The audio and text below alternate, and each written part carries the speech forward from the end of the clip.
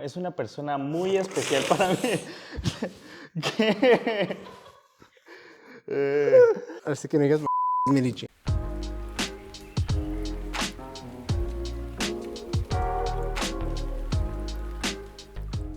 ¿Qué tal todos? Hoy es un día bien especial porque vamos a gozar de una presencia increíble, uno de los mentores que tuve en el internado y en mi vida como profesionista. Tenemos al doctor Miguel Ángel García Payán.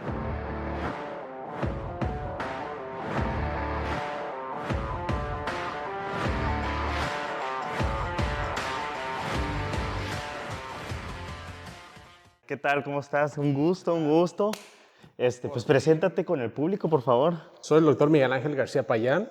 Mi trasfondo es ser estudiante y médico egresado de la UABC de Tijuana, plantel Otay. Hice la residencia en cirugía general en el Hospital General de Culiacán, avalado por la Secretaría de Salud del Estado de Sinaloa.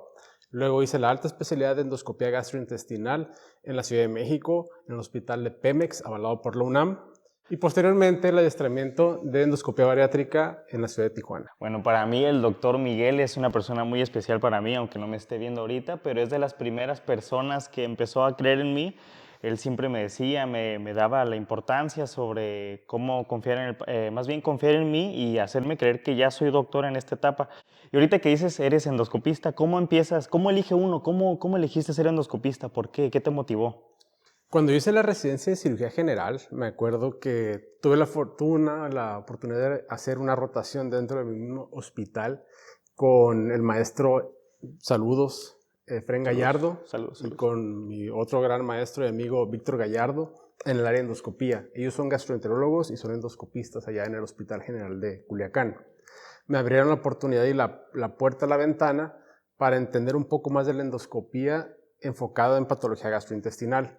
Posteriormente tuve la oportunidad de rotar en la Ciudad de México cuando yo era R4, en el último año de mi residencia de cirugía, en varios hospitales en la Ciudad de México, principalmente en el IMSS, en Troncoso, donde tuve otros maestros, la doctora Hielo, el doctor Oscar, muchos que pude entender ya en un concepto como cirujano el abordaje endoscópico. Posteriormente, aquí en la ciudad de Tijuana, conocí al doctor Manuel Junco, al gran maestro Manuel Junco, que es toda una institución aquí en Tijuana, y pude amalgamar un poco más el conocimiento. Luego la vida me puso en uno de los mejores hospitales donde pude haber pisado, que es el Hospital Central Norte, en la Ciudad de México, perteneciente a Pemex, y ahí tuve el adiestramiento de endoscopía, ¿no? En los ires y venires, como decimos en ese dicho en cirugía. Pude regresar a la ciudad de Tijuana y me empapé más de la endoscopía bariátrica, aquí de la mano del doctor Manuel Juncua, del doctor Cesario Chávez, del maestro Manuel Galbao, Marco Bustamante, entre muchos otros, y pude entender ya como tal la necesidad de mi ciudad. Entonces, es donde yo me sitúo actualmente, es donde yo planto mis pies, y en la endoscopía, dentro del área de cirugía, obviamente es muy diferente en el área de gastroenterología clínica, donde también aquí en Tijuana tenemos excelentes profesionistas de esa área específicamente. Sí compartimos ciertos abordajes, vamos a decirlo de esa manera, pero cada quien tiene su propio puesto, su propio lugar, ¿no? Un gastroenterólogo clínico, como lo que tú vas a hacer, puede permitir resolver, atender, diagnosticar enfermedades del tracto digestivo, ¿no? En el caso de la cirugía y la endoscopía, sí podemos atender esos órganos. Existen algunos profesionistas en Tijuana que hacen ultrasonido endoscópico, que es todavía una barrera un poco más allá lejana. Saludo a los dos Jorges, por cierto. Y podemos hacer muchas cosas, ¿no? En cuanto a la cirugía, en el transoperatorio, en el post, en el seguimiento, resolver complicaciones, que ha sido un poco más de mi fuerte aquí en Tijuana, y la endoscopía bariátrica como tal. La endoscopía bariátrica como tal es un abordaje mínimo invasivo, sin cirugía, lo aclaro, para poder realizar un resultado muy similar. Básicamente en la pérdida de peso, pero sobre todo en el enfoque del cambio de estilo de vida del paciente, mejorar su estado de salud, mejorar sus condiciones metabólicas, porque la obesidad es una enfermedad que tiene muchos aspectos, ¿no? Es una enfermedad hormonal, es una enfermedad metabólica, Es una enfermedad por depósito de tejido adiposo, entre muchas otras cosas, ¿no? Se me hace bien interesante todo lo que comentas porque es una vista muy global de lo que haces y pues porque es un crack, no cabe duda. Pero ahorita pues te ha costado llegar hasta donde estás y comentas esto de la residencia, que empezaste como cirujano y todo. Entonces, ¿qué diferencias ves? Más bien, ¿qué te motiva a ti realmente o qué otra perspectiva tenías en ese momento que eras residente? Hay que tener en cuenta que las carreras en medicina, las especialidades, empiezan como, es muy jerárquico, pues empezó R1, R2, R3, empezó primero el doctor Payán como cirujano, entonces en ese momento, ¿qué enfoque tenías? ¿Tú pensaste que todo era muy diferente? ¿Qué pensamiento tenías? Mira, hay una historia que no la he platicado casi, de por qué yo hice endoscopía. En exclusiva. Un saludo a todos mis compañeros de generación. Estábamos ya en lo que llamamos nosotros la residencia, o sea, fuera del programa académico. Es el área donde uno puede descansar, ¿no? La residencia médica de los residentes de cirugía. Estábamos todos los R4. Entonces, cada quien ya estaba derivado para una subespecialidad o alta especialidad, ¿no? Cirugía plástica, unos iban para cirugía vascular, cirugía bariátrica. Tengo un compañero que estimo mucho, el doctor Juan Jorge Mejía, iba ya para endoscopía. Entonces, yo no había aplicado para nada, ¿no? Entonces, bueno, había aplicado para cirugía de colon y recto, pero no me presenté al examen, ¿no? Porque tenía ciertas dudas. El chiste es que estábamos en la residencia, estábamos platicando y al final me tocaba a mí decir qué iba a hacer después de cirugía general. Vamos, cirugía general es una rama, es una especialidad muy bonita, muy satisfactoria, pero buscábamos todos hacer algo más. Entonces yo dije, no, pues también voy a hacer endoscopía, solamente porque el último que dijo que iba a hacer también era endoscopía, ¿no? Me sentí como un poquito acorralado. Sin embargo, tuve la oportunidad de aplicar el examen, aspirar a una plaza y ser seleccionado, ¿no? Ese fue el motivo número uno por el cual yo dije que iba a hacer endoscopía, sin saber qué quería, sin saber qué iba a quedar, y lo apliqué. Vine a Tijuana antes de hacer el examen de endoscopía y fue un golpe de suerte, ¿no? Entendí en ese momento la necesidad de un endoscopista cirujano en el terreno de la bariatría. Y estamos hablando de 2017, más o menos. Aplico el examen, quedo. Antes de terminar la residencia de cirugía, yo tenía que estar en la Ciudad de México, con una mano adelante y otra atrás, sin saber a qué iba. Llegué y desde mi primer día, de hecho mi primer procedimiento fue colocar un balón gástrico sin saber absolutamente nada de endoscopía. Vamos, lo que había aprendido con mis maestros en el R4, ¿no? Y en las rotaciones, que básicamente es nada, porque dentro de la residencia, pues, ese es el aprendizaje, ¿no? La de endoscopía me refiero. Entonces, llego y ahora sí, como dicen, un día a la vez. Y no sé, la verdad, en qué momento me di cuenta que estaba haciendo algo que era muy emocionante y así me enamoré de ello. Entonces, sí, primero, lo que le pasa a muchos cirujanos, estoy seguro que van a coincidir conmigo, de decir, el cirujano endoscopista hace más que el cirujano general. Llegas a un terreno que no conoce el cirujano general. Puedes hacer cosas sin tener que abrir a un paciente, que es meramente ego. Y es cierto, ¿no? Sí puedes hacer muchas cosas, pero al final del día eso es lo menos. La satisfacción que me dio hacer endoscopia gastrointestinal, que honestamente, por cuestiones personales me costó mucho hacer endoscopia gastrointestinal. Tuve cuestiones con salud de mi familia, entre otras cosas. Es una especialidad sin beca que se hace en la Ciudad de México, ¿Y qué hacías? Ciudad de Monterrey, Guadalajara. O... Son muy poquitas plazas realmente en el país. Trabajaba allá.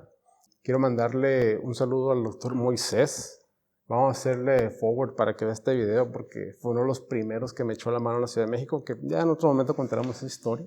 Y tuve la oportunidad de conocer a mucha gente también allá en la Ciudad de México, a diferencia de lo que uno que viene de fuera o como dicen de provincia allá, tienes una expectativa diferente de la Ciudad de México y a mí me preguntan, ¿qué es para ti la Ciudad de México? Es un monstruo, es una ciudad impresionante que te come, pero que en la misma oportunidad que te da de estar ahí dentro de todo lo que es la Ciudad de México, hay tanta enseñanza.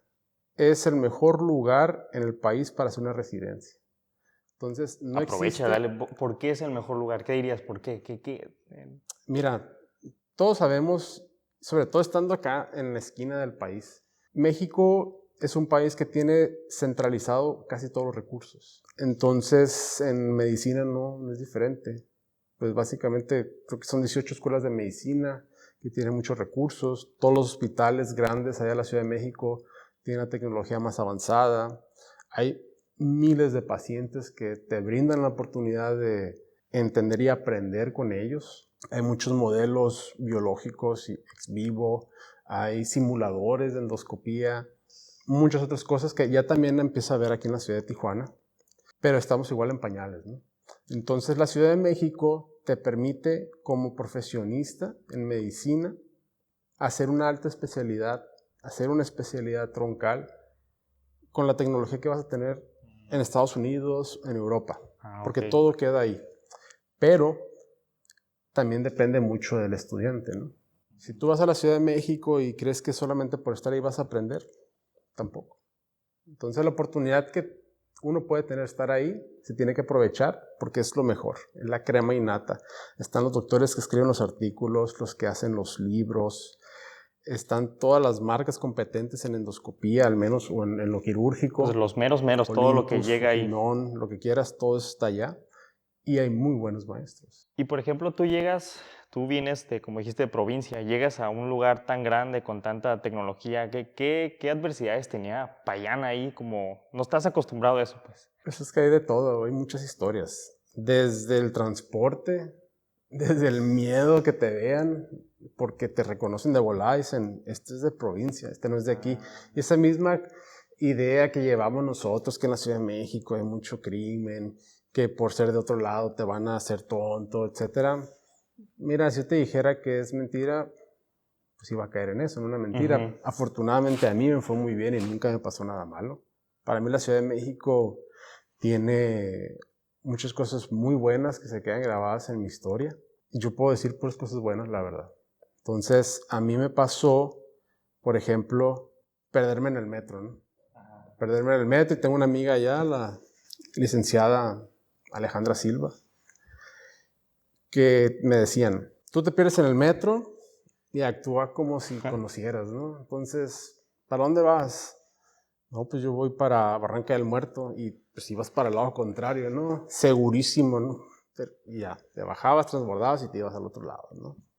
Entonces, igual me tocó andar en una bicicleta en vía pública. Allá sí hay cultura vial para ese tipo de cosas que se respeta, obviamente.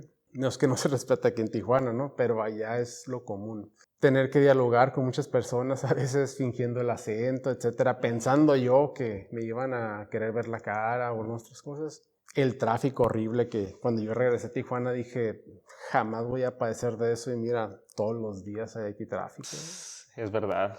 Y, por ejemplo, también sí pasaron ciertas cosas chuscas que tú vas perdido en una calle y le pides la dirección a una persona y obviamente esta persona con razón de juicio te manda equivocadamente al lado que no tiene que ser. También me pasó. Afortunadamente nunca nada de inseguridad, nunca me asaltaron, nunca tuve ni siquiera una tarjeta clonada, nada de eso. No, te fue muy bien. Sí, porque uno pues te ve a ti ya, es un doctor posicionado y no sabe toda la historia que hay por detrás, todas esas que te perdiste en el metro. Y hablando de todo tu recorrido que se me hace muy cool porque te estamos conociendo a fondo, ¿en qué momento de la residencia o en qué momento más bien dices, soy doctor y yo tengo la capacidad de responder este caso? No sé si sea tu primera cirugía o un primer paciente o hasta que saliste de la residencia o hasta ahorita como endoscopista. Yo creo que cuando llegué a Iztecali, un saludo a toda la gente de Iztecali, el Mirador. Cuando llegué a Iztecali tuve la oportunidad de empezar a operar. Yo egresé de la residencia en la época de la pandemia y solamente había trabajo en el COVID. ¿Okay? Había plazas o había oferta de trabajo en instituciones públicas como doctor de COVID. Sí. La verdad que muy respetable, todos esos compañeros hicieron mucho trabajo, muy, muy serio y se aplaude mucho eso. Pero honestamente como cirujano no sabes hacer eso. Entonces yo tenía la oportunidad de entrar ahí y pues no le iba a tomar, obviamente, ¿no? Tuve la oportunidad de entrar a Iztecali a través de de algunos conocidos porque había vacantes de cirugía general. Yo quería hacer endoscopía porque venía con la idea que ya solamente era endoscopista, ¿no? Que es un error también muy común que comete el cirujano endoscopista, pues. No Qué somos interesante. gastroenterólogos, no solo somos endoscopistas, somos cirujanos y somos endoscopistas. Entonces entré a Iztecali como cirujano general a operar después de un periodo donde yo decía que tenía las manos amarradas porque yo me dedicaba solamente a hacer la pura endoscopía.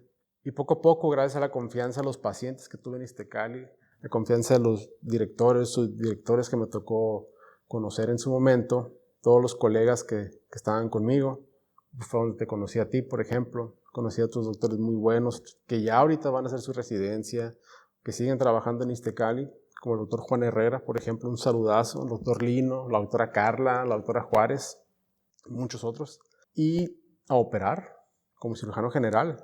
Digo, a veces te da en el ego de endoscopista decir, voy a tener que rezar la cirugía, pero honestamente cuando algo te apasiona, cuando algo te gusta tanto, no te pesa, ¿no? Cuando tú estás llevando a cabo aquel trabajo por el cual estudiaste, que te cuesta porque son guardias, son desvelos, son pacientes buenos, pacientes malos, son casos difíciles, casos fáciles, en fin, son muchas oportunidades que te dan los pacientes de ser mejor, de dar una buena atención y tú poder a través del número de casos que vas acumulando hacer tu práctica aún más eficiente. Empecé a operar y operar y operar desde rectos, colon, tiroides, lipoma, coles, bueno, cirugía de vesícula biliar, hasta cirugía de hiato, de vaso, hernia inguinal laparoscópica, ya cosas más avanzadas pues de lo que habitualmente aprendes como cirujano general. Y me solté. Entonces, por ejemplo, tú me conociste con la faceta de cirujano general. Así es. Ya poco a poco hubo oportunidad de hacer endoscopía. Me acuerdo que me ayudaste una vez Una endoscopía, una sí. endoscopía No me acuerdo qué en el era. fin de semana, ¿no? Una Sí, gastrostomía o algo así no tenía sé que ya qué estaba onda, ¿no? revisando. No me acuerdo bien. Era tanto mi Yo estaba... afán, era tanto mi afán por seguir haciendo endoscopía en la institución que lamentablemente no tuve la oportunidad ni tanto apoyo de hacer endoscopía dentro de esa institución específicamente. Me llevaba mi equipo portátil, yo llevaba mis pinzas, mis cosas, con Es tal cierto, llevó hasta su de computadora, sí. llevarlo, ¿no? Ajá. Con tal de llevarlo a cabo, ¿no? Es una gran oportunidad, es un muy buen hospital, hay mucho personal muy eficaz, yo estoy muy agradecido toda la vida, voy a estarlo. Creo que sigo en la nómina de Iztecali todavía, pero pues son etapas como cirujano. Entonces, digamos que sales, pero entonces tienes que, por así, abrazar lo que eres y rifarte, pues por así decirlo, dirías, porque luego hay cosas que obviamente no te gustan, cirugías que no te gustan, pero ya tú eres el encargado, pues. Claro, te puedo decir que la única cirugía que no me gusta es la amputación. La amputación es una cirugía que tú sabes que le vas a cambiar. Obviamente la persona que se la tienes que realizar es porque no hay otra opción.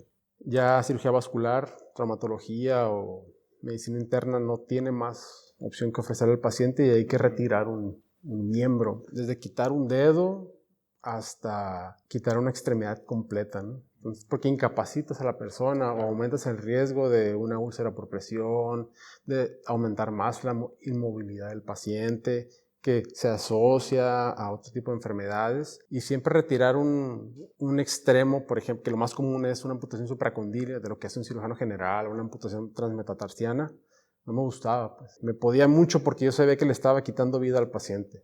Ok, entonces entras en conflicto, aunque sabes que es pues, positivo en ese momento, pero es un conflicto como extraño, ¿no? Sí, yo creo que la cirugía que más tristeza me ha dado en mi vida fue precisamente una amputación en una persona que era un conocido de mi familia, que a mí me tocó verlo desde que debutó como diabético hasta la última etapa de esa enfermedad. Ya no me conocía la persona porque tenía un grado de encefalopatía por muchos internamientos, por muchas comorbilidades, tenía cardiopatía isquémica, tenía diabetes mal controlada, insuficiencia arterial, y me acuerdo que era una persona que yo pues conozco desde 5 o 6 años de edad, ¿no?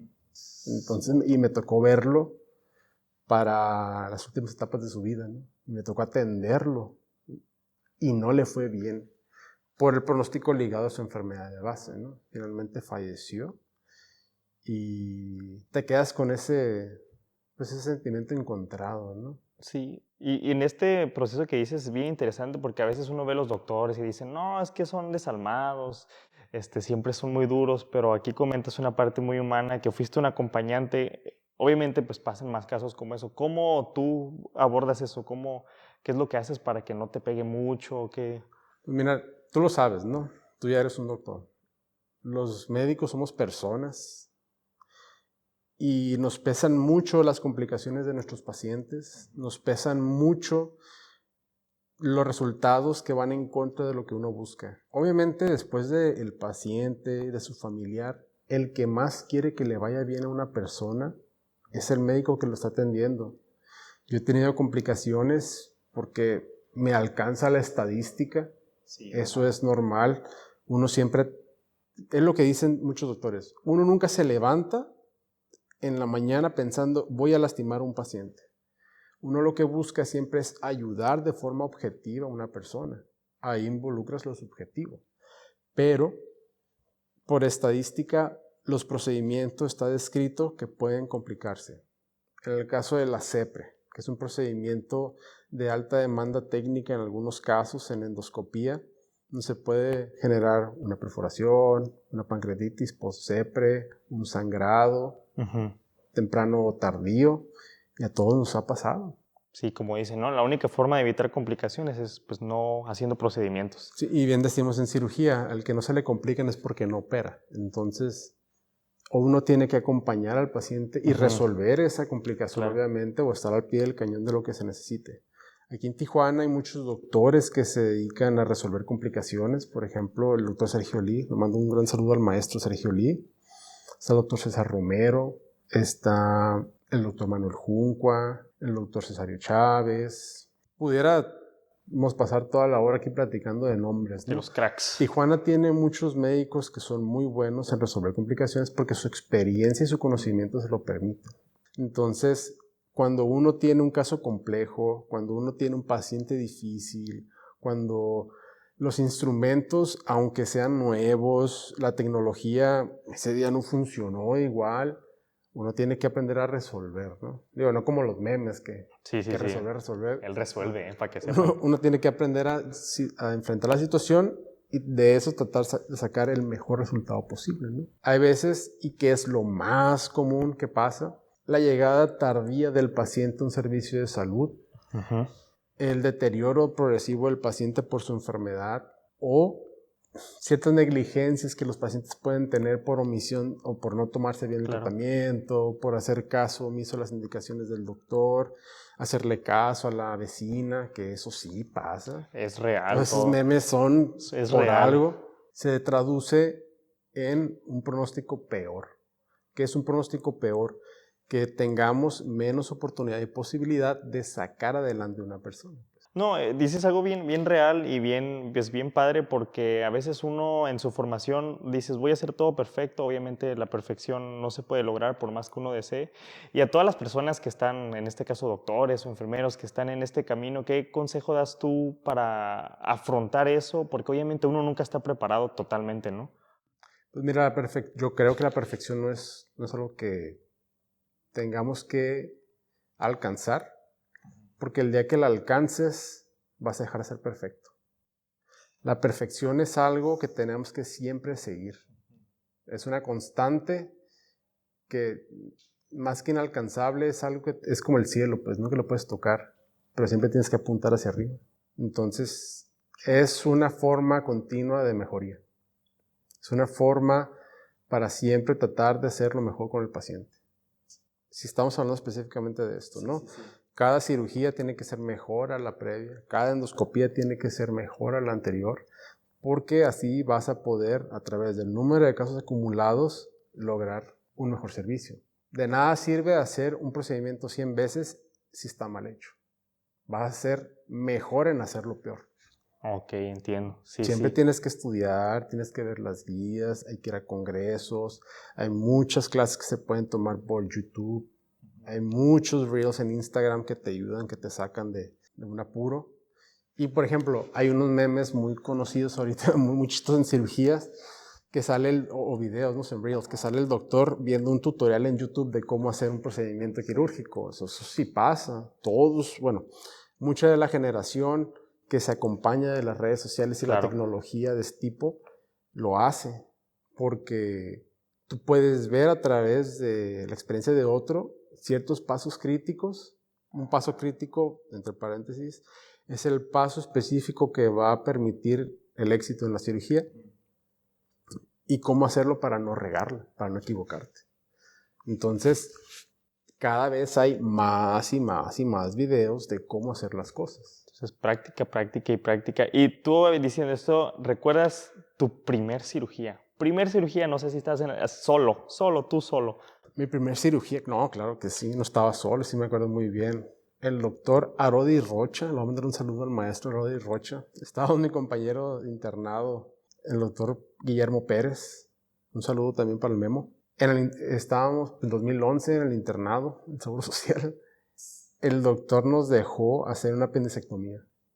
Solo, así tú. Pues obviamente el viendo, acompañado, pues, ¿no? Ajá. Paso por paso, ¿no? Ya habíamos estudiado la técnica, conocemos al paciente, le hemos recitado de pe a pa todas las indicaciones, contraindicaciones y manejo las complicaciones, ¿no? Obviamente como interno tienes tanto expertise ni conocimiento en qué es lo que estás haciendo, ¿no? Uh-huh. No te pudiera decir que no sabía lo que hacía porque el doctor me puso a estudiar y yo tenía el aprendizaje muy rudimentario, si tú quieres, y pude hacer una apendicectomía, ¿no?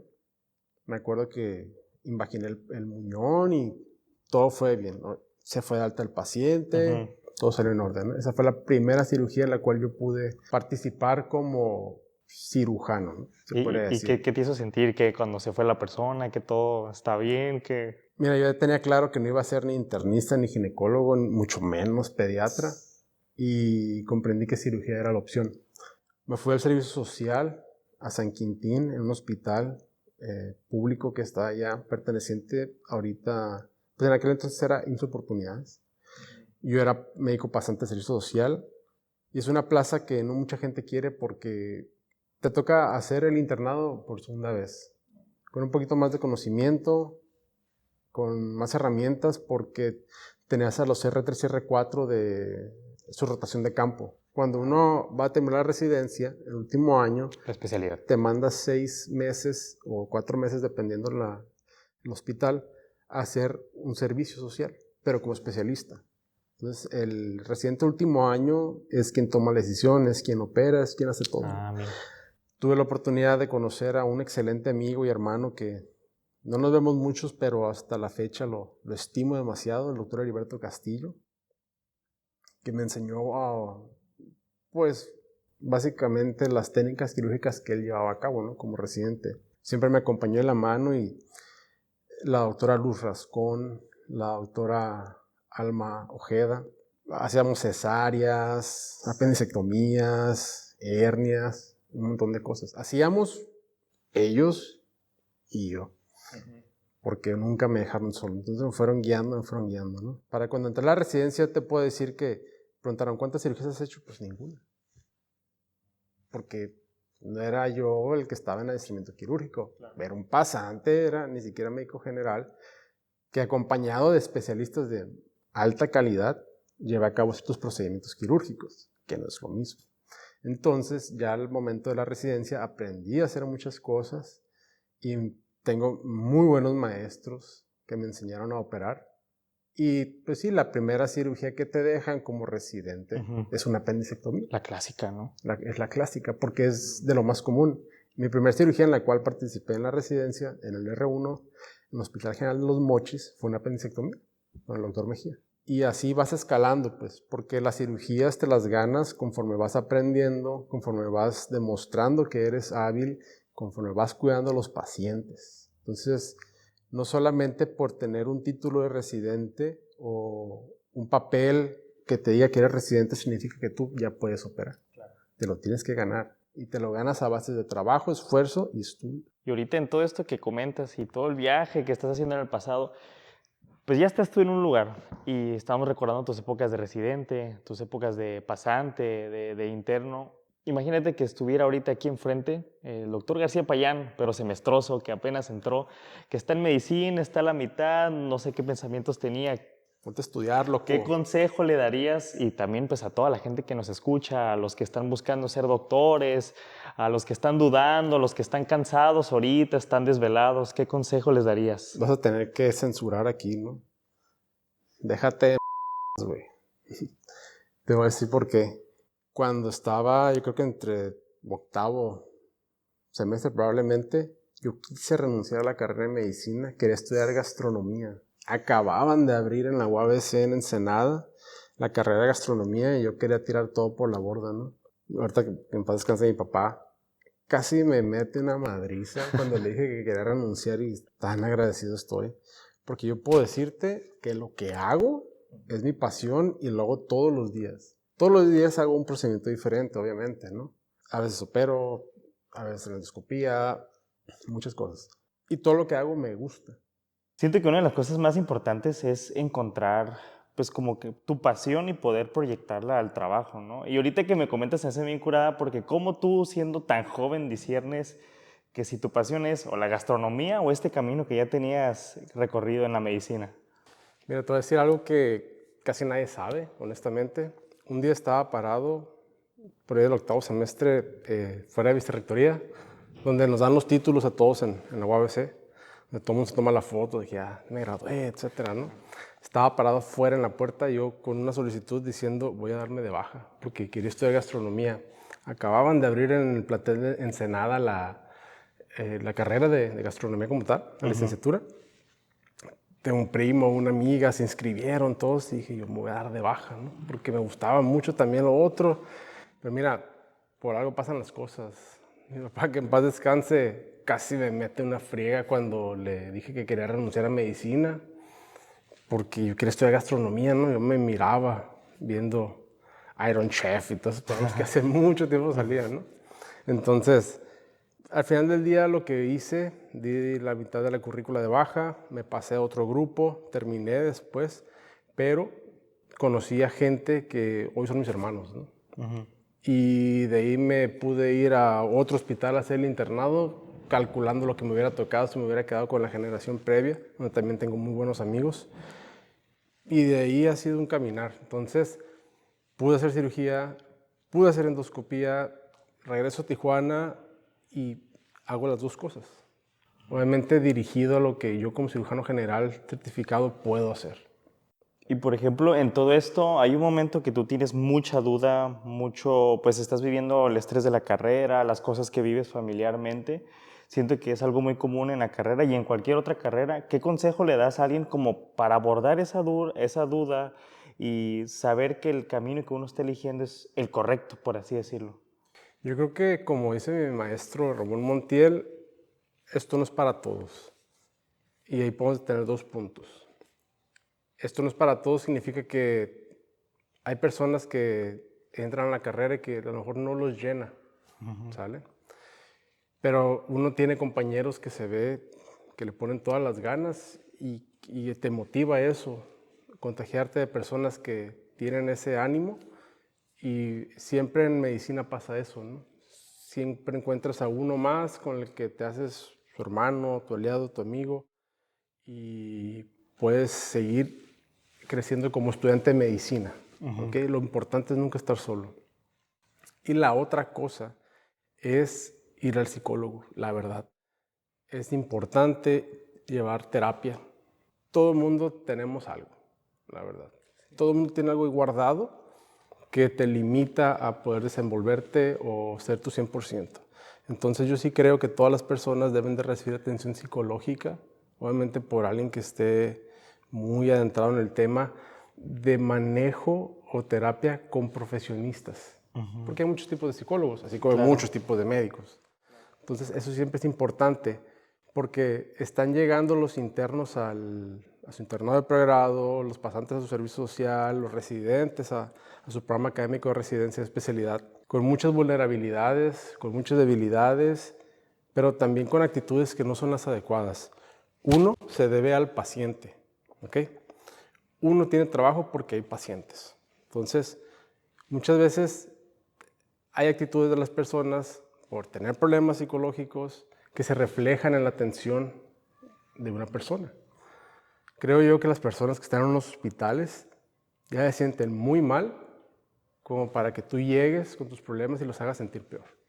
Sí. Como para que tú llegues y los atiendas mal y ellos no mejoren. Obviamente no están ahí porque van a visitarte, están ahí porque necesitan tu ayuda, tu atención.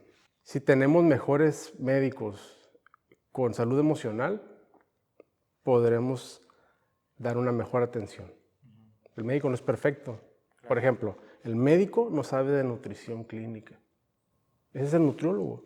Honestamente, bueno, sí hay médicos que se han adiestrado, que han estudiado, que han hecho maestrías o incluso otra licenciatura en nutrición y que manejan muy bien ese rubro. Pero vamos, zapatero a su zapato, ¿no? Como le dije al inicio. Cada quien tiene una parte, ¿no? Y si el médico logra vencer sus vulnerabilidades, lo único que va a quedar del otro lado es alguien que pueda hacer mejor su trabajo. ¿Y tú recuerdas este punto o cuándo empezaste como a ir a terapia? ¿Cuándo decides, necesito ir a terapia?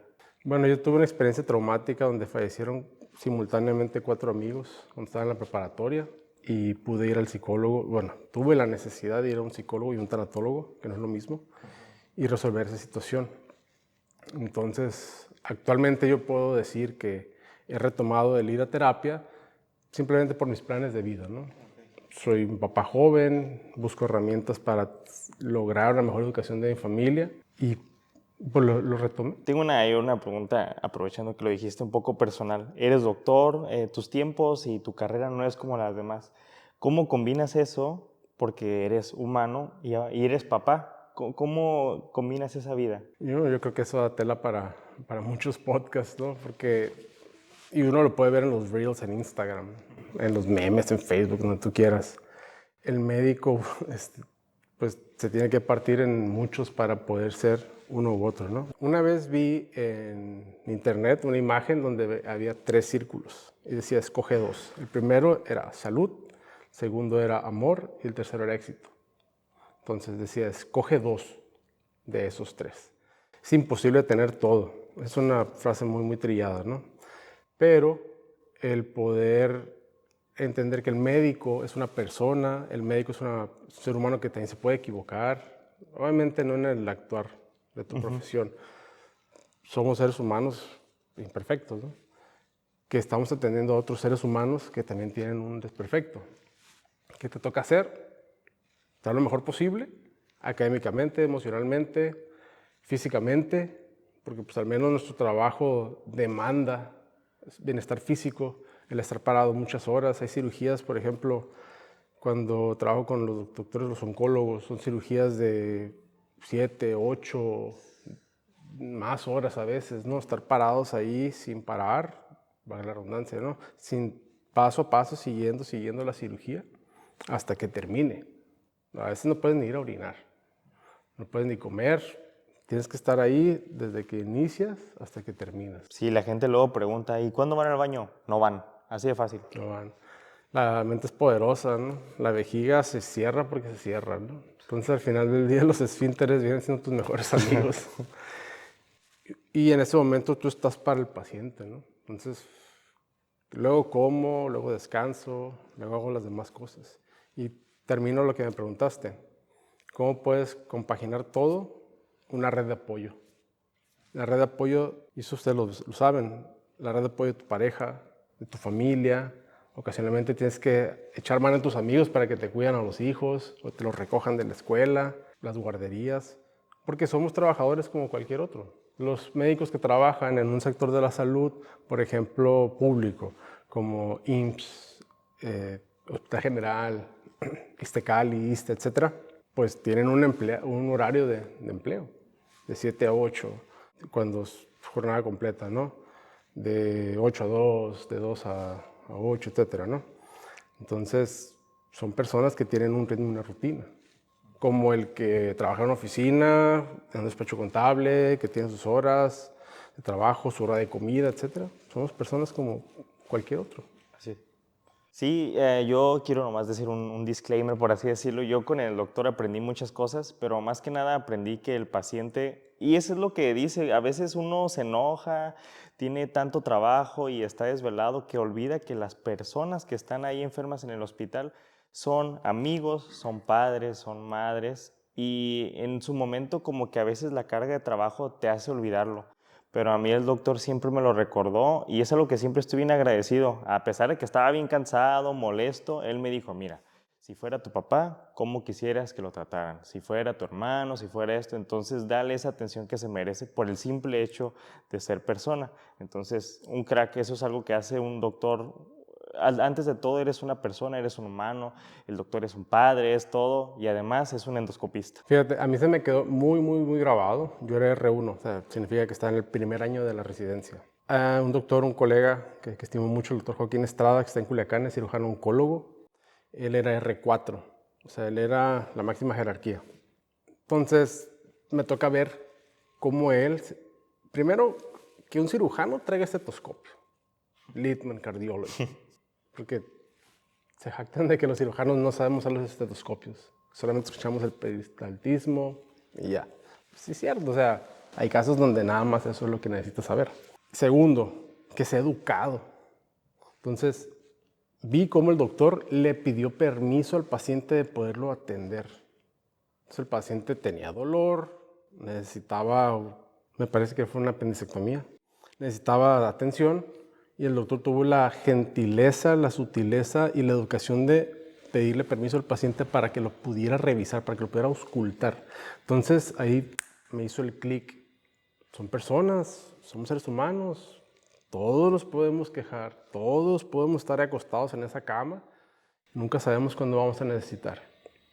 Actualmente, no sé, algunas personas sepan, yo soy paciente ahorita, me acaban de operar de la cirugía de rodilla, soy paciente, digo, estamos ahorita grabando un podcast porque se favorecen los tiempos, actualmente no puedo caminar y me toca ser paciente, me toca aguantarme, ¿no? También uno como paciente cumple sus obligaciones, uno como médico tiene que cumplir más. Entonces, todos tenemos derechos, todos tenemos obligaciones. Pero, volviendo a lo mismo, ¿quién está en la posición de ventaja? El médico, el que tiene el bisturí, el que tiene el estetoscopio, el que tiene la receta. ¿Quién está en desventaja? El paciente porque tiene un problema. ¿Y a qué te dedicas tú? A resolver problemas de los pacientes de la forma más humana posible, ¿no? ¿Y por qué crees que a muchos doctores, porque es algo bien común que el egocentrismo a veces uno se apodera de uno, ¿qué crees que sea el punto o es parte de, pues, como cualquier profesionista que pasa? Y nada más esto es algo muy visible, pues. Yo creo que el ego está en todas las personas, ¿no? En todas las personas. El punto de partida de tu ego lo puedes utilizar para algo bueno o para algo malo. ¿Okay?